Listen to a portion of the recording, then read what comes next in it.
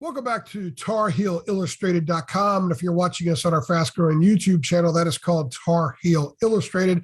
I'm THI publisher Andrew Jones, and joining me is our Director of Football Recruiting, Dina King. And Dina, we continue to look at each and every member of North Carolina's class of 2022 football signing class as each signed letter of intent rolls into the Keenum Football Center. We are rolling out a podcast discussing that Tar Heel, and this is a big one. George Pettaway, someone we've been monitoring closely for more than a year and a half. His signed letter of intent has arrived. He's a four-star running back from Nansemond Suffolk Academy in Suffolk, Virginia, the number 113 overall prospect nationally. He is the number 6 player at his position nationally, and he is the number 4 overall prospect in the talent-rich Commonwealth of Virginia, 5'11", 190 pounds. He committed on September 22nd. Now, this is a kid that I remember talking to him more than a year and a half ago at a camp up in Virginia, and I told you then that day, I said, he reminds me of Michael Carter.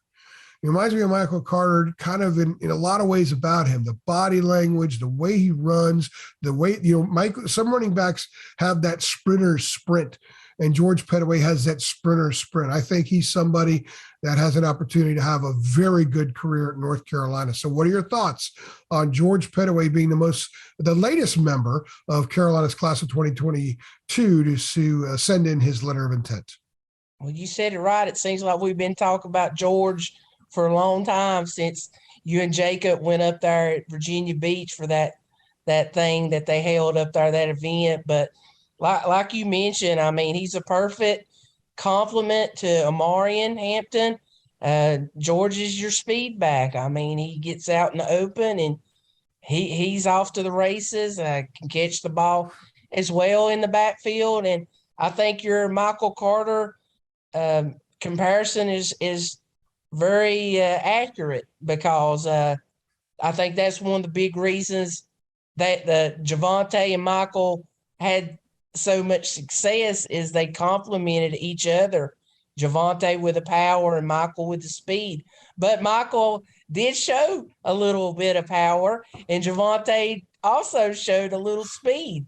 So those two backs, Carolina fans should be really tickled to get two 4-star backs. I mean, getting one is pretty remarkable, but when you can land 2 4-star running backs, that means you're up there with some of these elite programs, the Clemsons, the Alabamas, the Ohio State, that they take multiple 4 stars at position. So tells a lot about Coach Porter, because he took over Coach Gillespie, and Porter had to build relationships with both Amarian and George. And like you said, just great big pickup.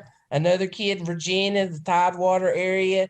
So the Tidewater Tar Heels, as they're beginning to know, has definitely made the two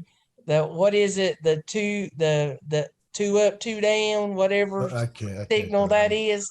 I'm not being a very, very like that. We got to get Zach Rice to teach it. We got to get Zach Rice to teach us how to do it, Dana. We got to get Zach Rice to teach it. We have to get Zach to teach us how to do Zach.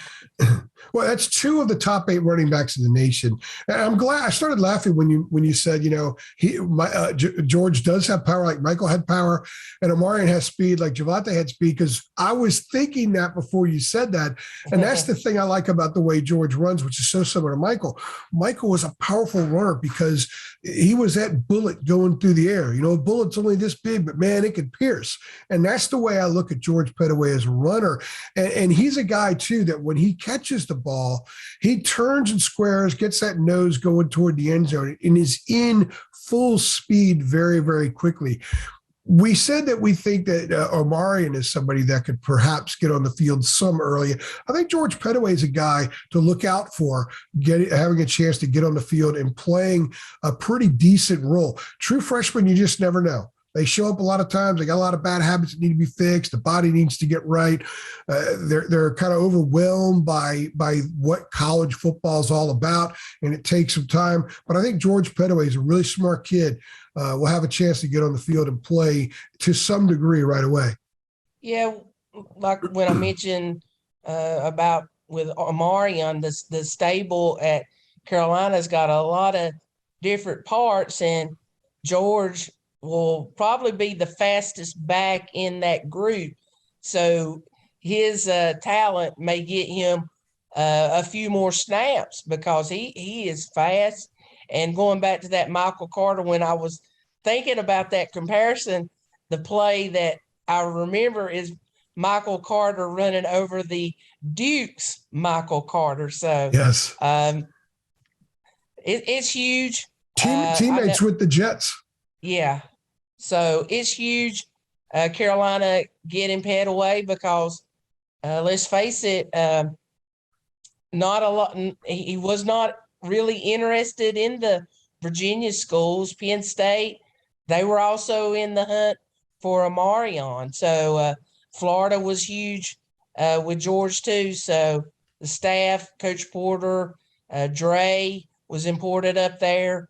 Another credit to the staff on just keeping this good group together. I mean, I keep saying like a broken record. I mean, the staff has done a tremendous job keeping this great group of guys together, and it's going to be the best in UNC history. Yeah, and good. I'm glad you mentioned Larry Porter because Robert Gillespie had a pretty good relationship going there. So Larry had to step in and has done a real nice job with him and with some of these other kids as well. George Pettaway, a 4-star running back from Suffolk, Virginia, is the latest member of Carolina's class of 2022 to send in his signed letter of intent. Stay with us here on THI as each LOI comes in. We're going to roll out a little conversation discussing that Tar Heel. She's Dina. I'm AJ. Thanks for stopping by.